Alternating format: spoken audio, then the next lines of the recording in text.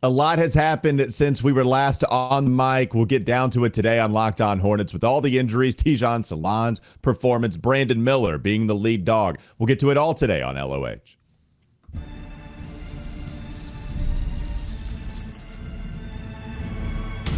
You are Locked On Hornets, your daily Charlotte Hornets podcast. Part of the Locked On Podcast Network, your team every day. In a minute, cuz we live.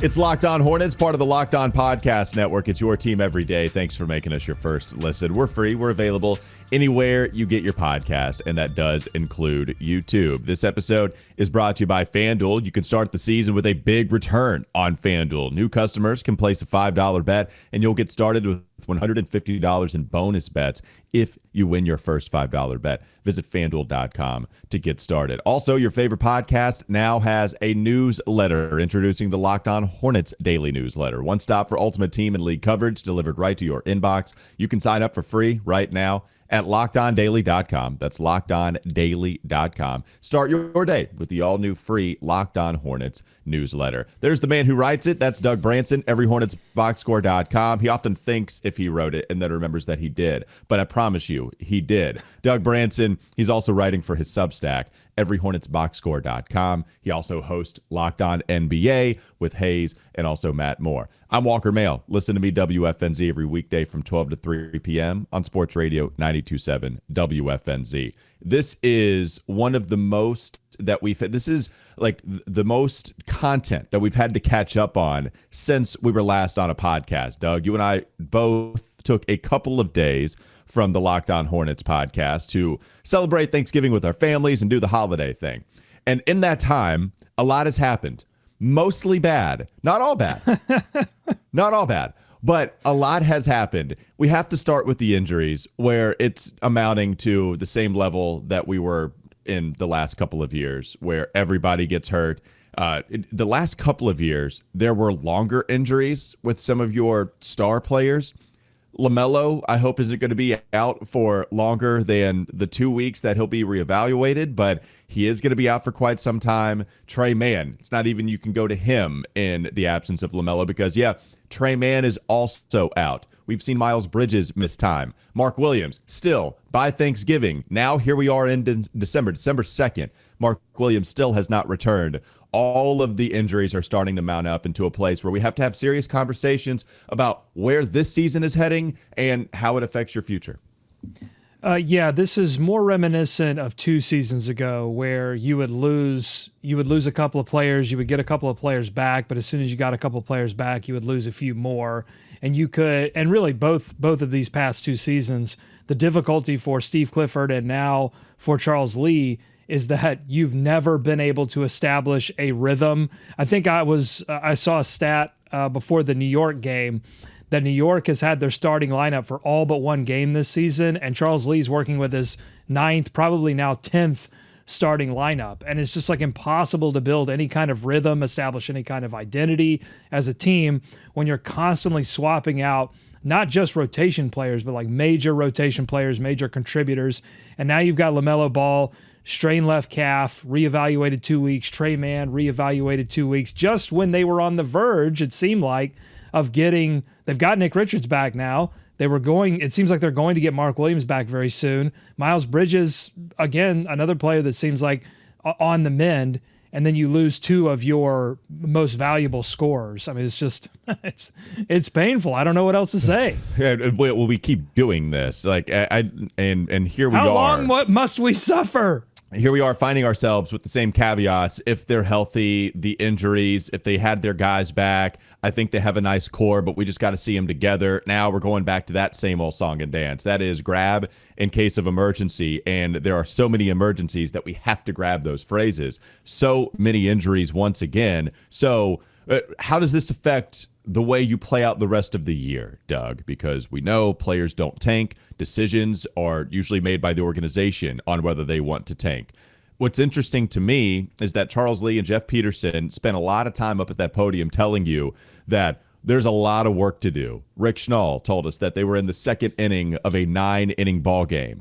I don't know how the injuries affect all of that, but even without the injuries, Doug, it doesn't seem like they were all in to compete in a playoff series just based off of what they were telling us at the podium. So now LaMelo's going to miss a decent amount of time. We know how bad the offense can look, even though the Hornets were real competitive over the weekend. We'll get to those games. But we know that LaMelo clearly is their best player. He matters worlds and worlds to this team offensively. You don't have Miles Bridges. We can do that all over again. But it's serious now with all the guys that they don't have. Does that affect your decision-making in how you operate at the trade deadline? Again, are you selling? What are you doing? Like, is everybody still available for trade unless you're talking about Brandon Miller and LaMelo Ball? And, like, is Mark Williams even there now because of the injuries? Like, this is a tough situation to figure out as far as how you navigate this year, unless you just want to play with the cards that are dealt to you and just let them fall as they may. And that might be the best thing to do this season. Well, look, I mean, there's a lot of time between now and the trade deadline, but I think this does hurt your ability to pivot off of that trade deadline if you wanted to move some of these pieces, because Tre Mann looked like someone I was scared that they were going to move away from Tre Mann because of how well he began the season. But then he hurt his back, and they're talking about it being an irritated disc. I don't know if that's like a herniated disc or something, but they're going to reevaluate him in 2 weeks. I don't know if he's going to be back in 2 weeks. And so that, I think that depresses his value. We haven't gotten to see a ton of Miles Bridges. And so if they wanted to pivot off of that contract, I think it makes that a little bit more difficult. Mm-hmm. And then Mark Williams, if they wanted to, there was a situation in which all of these players were healthy and they got to evaluate everyone coming into the trade deadline, and they knew who they wanted to stick with and who they felt confident they could move on from. And hopefully those players were playing well such that you could generate more value. Well, the exact opposite has happened. You haven't had all of those players. You haven't really had a chance to evaluate what this roster is and what it isn't. And so I think it's going to be much more difficult for Jeff Peterson to make significant moves at the trade deadline to either asset collect, tear this thing down, move it in another direction. I think they're just going to have to hope that they can get most of these players as healthy as possible for the back half of this season so that they can make more moves in the offseason once they know what this roster is and isn't. Well, they're very careful with guys that are injured, which I like because it means that they have the safety and the health as top priority with these players. But also we know that they are very careful before they bring them back into the fold. Nick Richards is just now coming back after a rib injury. He still beats Mark Williams to an NBA regular season court. And Nick Richards even still played 25 minutes in that Hawks game, but he came back and was coming off of the bench. Moussa Diabate was getting the start. I played less minutes, so there's a platoon there. But even still, they're trying to wean him as much as possible back into NBA action. So if you're being extra careful with these guys via their injury, how careful are you going to be with LaMelo? Are you going to hold him out an extra week? Well, that's like what? At the very least 2 to 3 games. Those are probably losses without LaMelo. They're not going to be favorites in those games without LaMelo, depending on what kind of opponent you're discussing. Unless it's the Wizards, unless it's some of these bottom feeders, they're going to be underdogs in that one. Same thing with all these other injuries. So it doesn't look great, Doug. Like, it doesn't look good once again, third straight year with the issues that they have. And this is with the new training staff. This is why I ask, how much control do you have over health? And it doesn't seem like they have any control over health whatsoever. Well, I think you should prioritize getting this team as close to 100% healthy as possible at some point this season so you can get a 10 to 15 game sample of what this healthy team looks like. And I think you have to be careful with Brandon Miller that you're not pushing him too hard and he ends up on the injured list just as all of these guys come back. Because I think part of this is that you lose the two centers and a lot of the strain, a lot of the scoring, a lot more defense went to LaMelo Ball, Tre Mann, Miles Bridges. And I do think this has a little bit of a domino effect when you have a couple of guys out, then more pressure goes to other guys, soft tissue injuries, so on and so forth. So I think you have to be careful with Brandon Miller here. Can I be honest for a second before we go to the next segment about these injuries, about one particular injury? I don't want you to lie to me, but feel free. Please be honest. But I also don't want to overreact. Yeah. But at the same time, I'm looking at this LaMelo situation, injured left calf, reevaluated 2 weeks. And I look over the course of his season so far. I've seen some right ankle soreness I've seen some right wrist soreness. He wasn't held out of a game, but he was listed on the injury list for right wrist soreness, which was an injury he sustained like several years ago. Yeah. He's being paid a lot of money. There's a lot. Now we've got a calf injury. It seems like injuries all over the body. I'm a little scared. I'm just a little scared. I'm trying not to overreact, but it does frighten me a little bit. It's not the long injury with LaMelo, but he's been probable with the last two injuries that you talked about, right? So he had the ankle injury soreness, or he had the ankle soreness. He played, but I hear you. Like you need him so much. I don't feel great. That's the thing is, if you need him to do so much, that's why these injuries scare me. Right, because you recognize his value. It's scary because he's the best player on the team, and he's averaging over 30 points per game. That's why it's scary. You want him in bubble wrap everywhere else except for on the NBA court, and even sometimes maybe defensively you want him in bubble wrap. All right, coming up next on the Locked On Hornets podcast. Bees everywhere! Let's go over some of the on-court observations we saw over the weekend. They play the Knicks. They play the Hawks. Doug joked to me before we hopped on the mic that Tijan Salan looked like both a steal of the draft and a bust, all in the weekend that we missed spending time with our families during the holiday season. We'll get to all of it coming up next, LOH.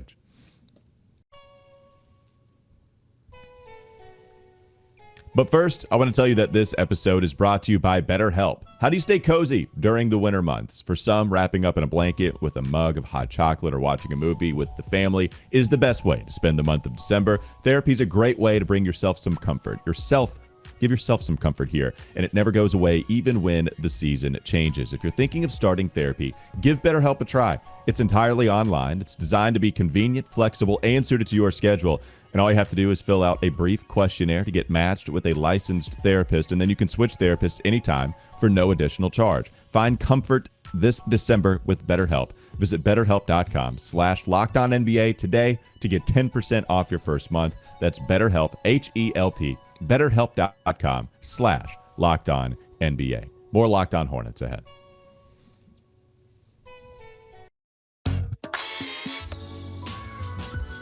What do you think was the most notable performance over the holiday season here, Doug? Is it Brandon Miller being that lead dog without LaMelo because of injury, or is it the rookie? I'll give you the steering wheel and you drive us where you want to go.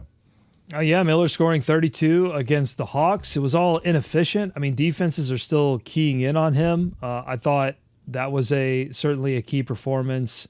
Tijan scoring 17 points, career high, versus the Heat. Then he follows that up with 14 points against the Knicks, and then 0 of 8 against Atlanta. So you're seeing, he's a facts of life player. You take the good, you take the bad, and there you have Tijan Salan. He's very young. He's trying to figure this whole thing out. So, I'll take Tijan Salan, 17 points for the Knicks. It's hard to score 17 points in the NBA, particularly with how young he is. So, that's an accomplishment. No, it is. So, when we look and evaluate what Tijan's game is, he's still taking a lot of threes. Some of that is baked into the system of having Charles Lee as your head coach. He took 7 threes against Miami, made 3 of them. Took 10 threes against New York, made 4 of them. He was 0 of 5 from three-point land against Atlanta. 3 field goals otherwise against Atlanta. There was 1 field goal otherwise against the Knicks, just 1 inside the three-point arc. There were 5 such 2-point field goals against Miami. Do we think that he can do more? I know he's a rookie. He's spot-up shooting right now. The dribbling is still a concern, but the shooting, I guess, to me, when we talk about how ahead of schedule he is, I think we mostly mean that he's making shots at a rate we didn't expect. So what does it mean when you say Tijan is ahead of schedule, right? Because I've said it. I think you can see him on the court really figure some stuff out, but I don't know if he's reacting. I think he's thinking of where to be a lot. But the shot falling in, to me, Doug, is the biggest reason as to why he is so far ahead of schedule than what we expected him to be coming into the NBA. It is shot making. I think it also is his comfort in the offense. They're trying a few things with him. They're mostly successful. I mean, I saw him run a pick and roll. I think I saw him hit a 3 on a pick and pop. It seems funny to talk about he hit a pick and pop. That's so good. But we're so used to players coming in with a little bit more seasoning than that. I guess relative to the amount that he's playing. Because I think he would be learning a lot of these things typically in G League if not for the injuries. And so we're just seeing him slowly be more involved in that way on the floor here in the NBA. And so, yeah, I mean, he's getting more comfortable.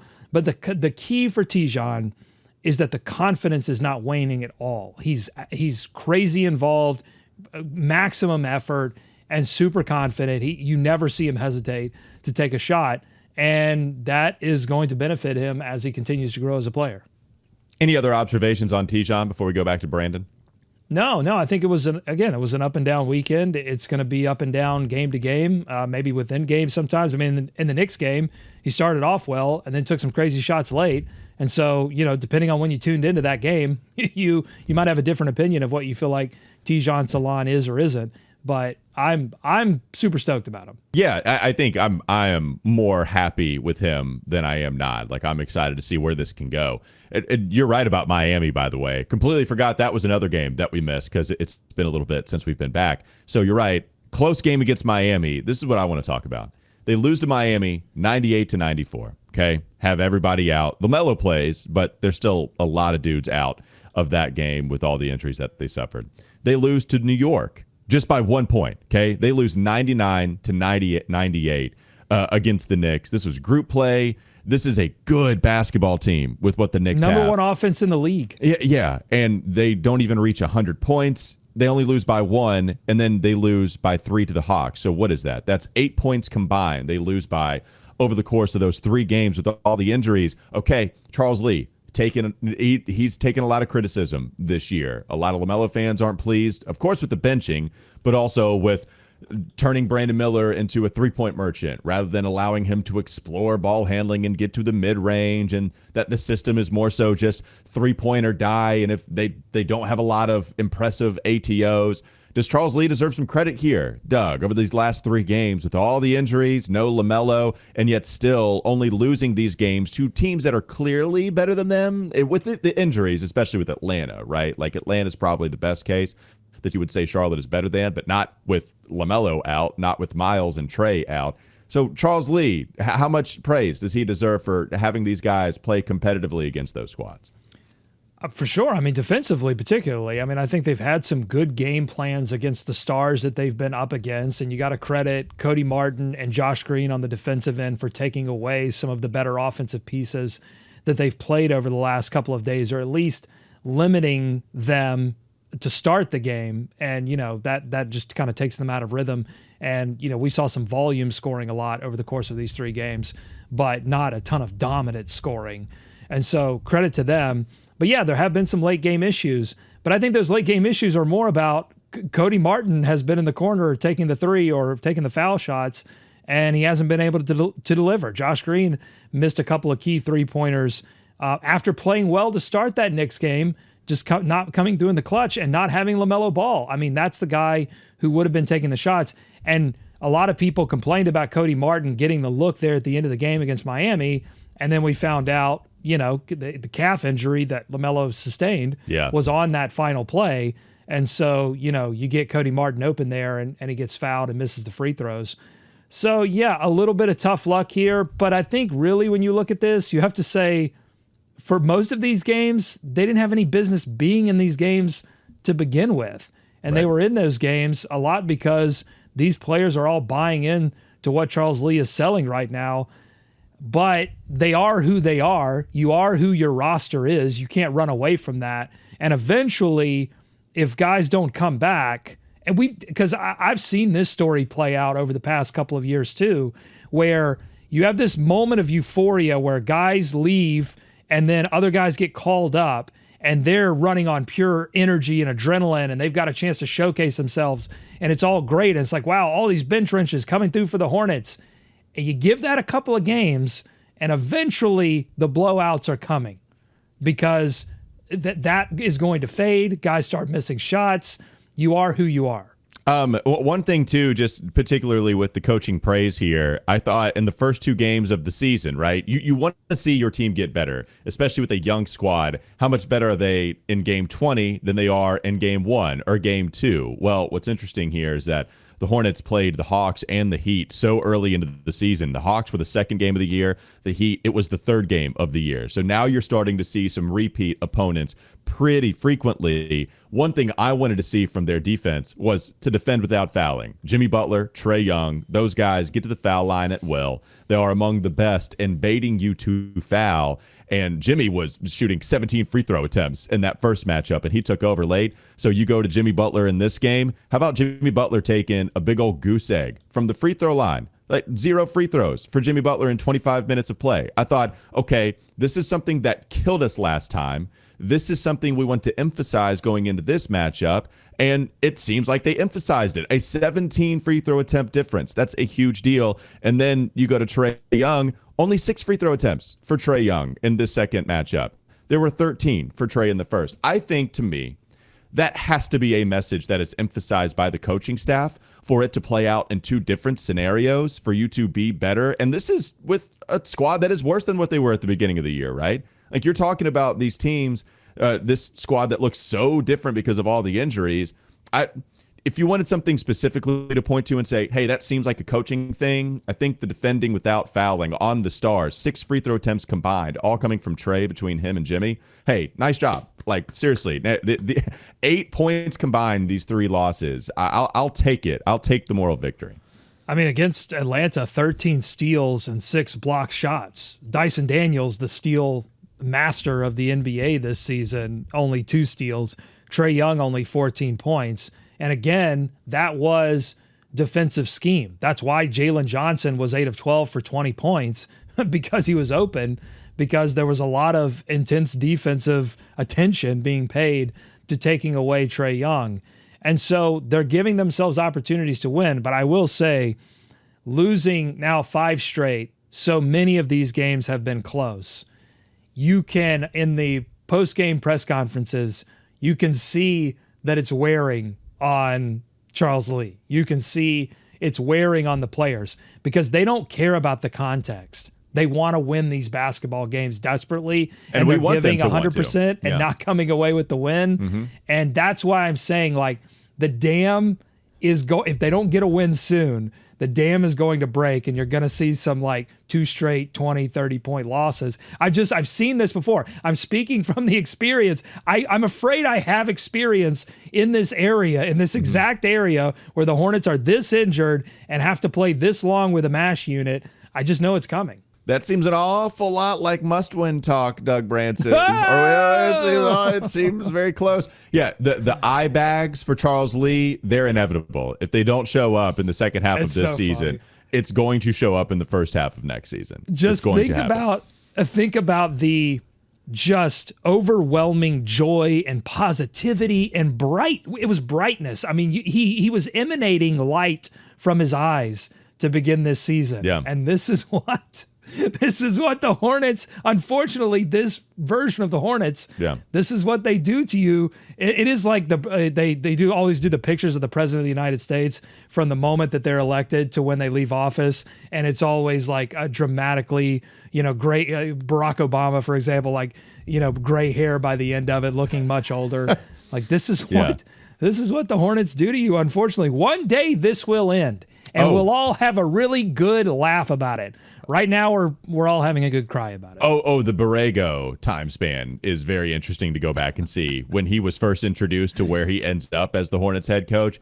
And plenty of Panthers also follow that. So Dave Canales, I know people like the way you look. These eye bags are coming, buddy. So make sure you get a nice skincare routine. Coming up next on the Locked On Hornets podcast. Bees everywhere! There's a new player. The Hornets, they need help. They need reinforcements. They made some roster moves. We'll get into that coming up next on Locked On Hornets.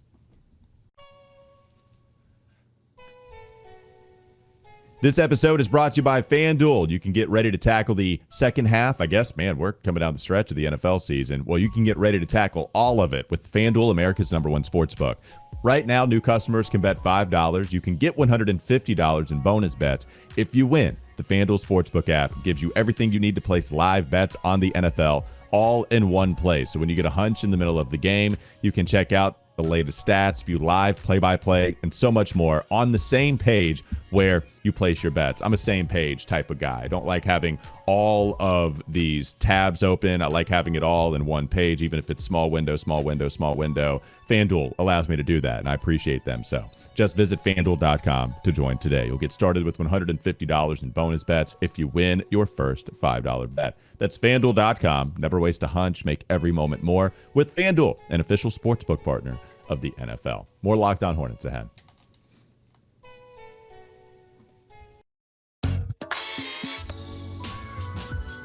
We got a new signing here, Doug. Maybe some ACC fans know who the Hornets' new player is. After Tre Mann had the, the soreness that was diagnosed as a disc irritation in his back. So Tre Mann out, LaMelo out. They needed some guards, especially if you're going to be weird with Micic's minutes to where you don't play him, and now you are kind of relying on him. Anyway, Isaiah Wong, welcome. Isaiah Wong played for the Miami Hurricanes for quite some time. He was a really, really fun ACC basketball player, man. So this is a fun, maybe a little mini nostalgia signing.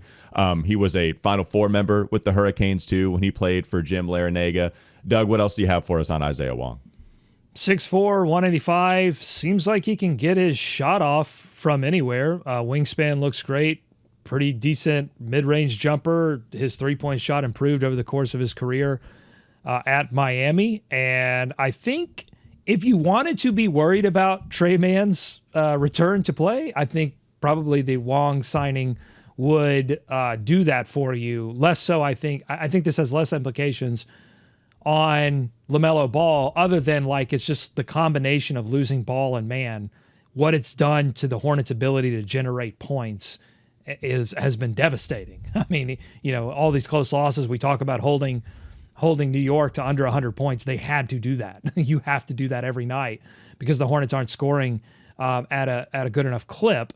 And so Wong certainly seems like a kind of player that would help you do that, and was doing some great things in the G League.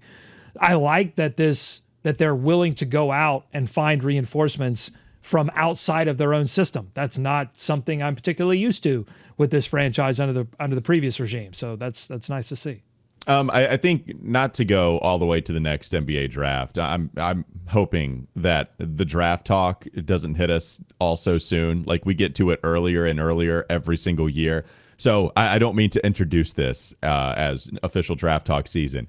I will say when we're asked, when we do hits for other podcasts, other publications, whatever, what do you think the Hornets need in the upcoming NBA draft? Doug, I think we're starting to figure that out as of 20 games in, ball handling, dynamic playmaking, some facilitating.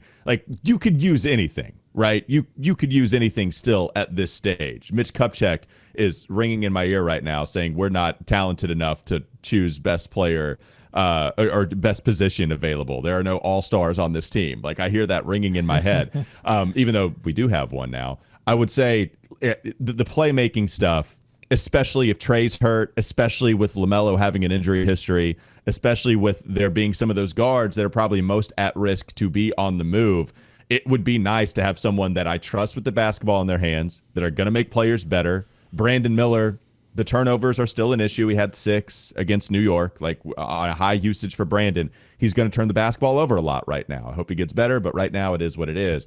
I think for me, the answer that I would have to that question of what the Hornets need in the draft, I would say I would like some locked-in young talent at playmaker to get everybody else involved and can also get their own shot. But yeah, high draft pick to get that kind of guy that's a valuable player in the NBA. Guess what? The Hornets probably going to end up with a pretty high draft pick.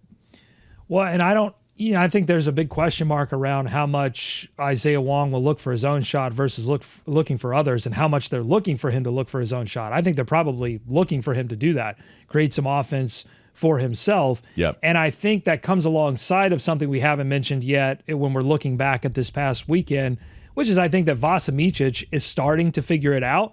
He had some big shots against Atlanta there down the stretch that almost got them a crazy win against a good Atlanta team, an improving Atlanta team.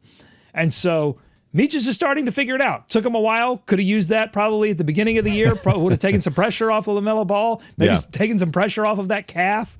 But here we are, and at least he's playing a little bit better now. So maybe they're confident in Micic's ability to fill in the meantime, and you get Wong in here to provide some scoring. And we'll just see how quickly they get him into the rotation and contributing.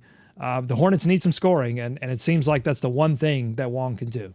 Yeah, and Micic, by the way, 31 minutes against the Knicks, 34 against the Hawks. He dipped his toes in the water against Miami with 14. So perhaps he is not even perhaps, right now, he's a mainstay in the rotation with some of these backcourt injuries that you have.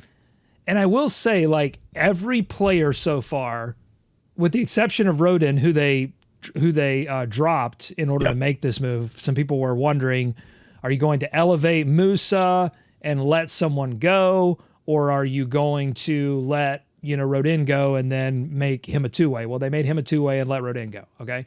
So the Musa Diabate elevated to the starting lineup. I think that's going to happen around the trade deadline. I would say watch out Seth Curry, maybe reunion with Steph Curry in Golden State. Just kind of put a pin in that. Just watch out for that. He's not getting as many minutes as I thought he would get. For whatever reason, they haven't really. They've relied on him a little bit, but they go to him. Yeah, they go to him in emergencies. It seems like at the beginning of the year they went to him, and then when they suffered the Tre Mann injury the first time, I was like, yeah, I think Seth is going to be the guy, and he was. But you're right, it's not consistent enough. But it's also maybe not all that surprising for someone on a vet minimum. So, which honestly, at this point, I'm okay with. I'm like, put him in a glass case and save him for that. Somebody's going to need. He's done enough. He's showcased enough this season already, where I think teams could look and have some tape and go, yeah, Seth's still got it. He can give us some scoring punch. So if it's Golden State or whoever needs a little extra something, you get a couple second round picks out of that, situation if you want to move him later on. But so everyone that they've brought in so far, whether it be Diabate or whoever, have showcased a crazy amount of effort, defensive mentality. So I'm not worried about Wong at all in so many of these areas of the game because everyone that Peterson targets seems to come in and play with their hair on fire. Mm-hmm.